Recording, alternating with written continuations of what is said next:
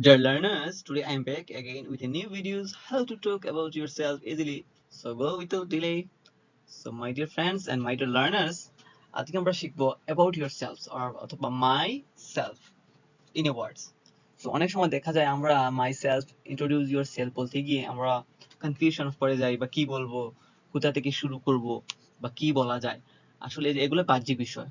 First of all, introduce yourself and about yourself must be আপনাকে পারতে হলে basic knowledge আপনার মাস্ট বি থাকতে হবে ইংরেজি সম্পর্কে।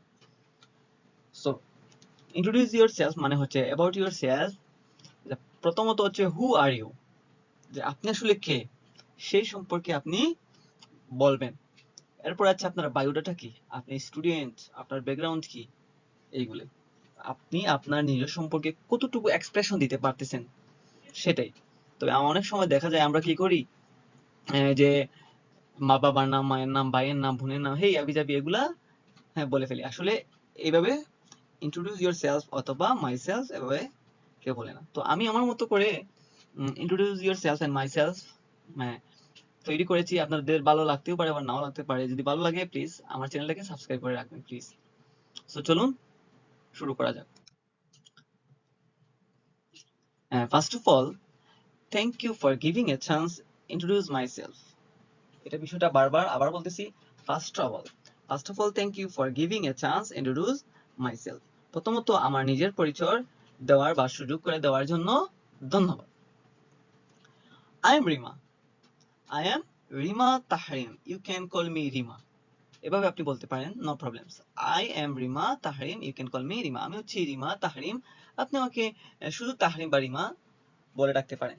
I am 20 years old. আমার বয়স 20 বছর।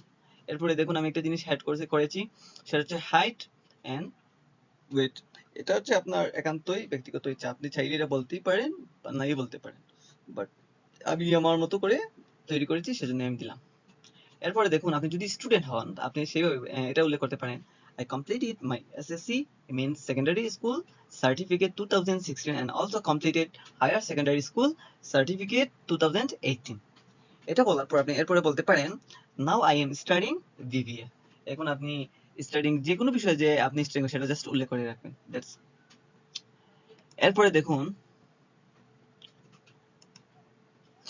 মাই বার্থ প্লেস। এরপর আপনি শুরু করবেন আপনার জন্মস্থান দিয়ে। যেমন আমরা কিন্তু কি করি, অনেক সময় বলে ফেলি যে I am from Dhaka, I come from Dhaka, I live in, এগুলো না বলে আপনি আপনার মতো সিম্পল ভাবে আপনি আপনার মতো তৈরি করবেন ইন্ট্রোডিউস ইয়োরসেলফ।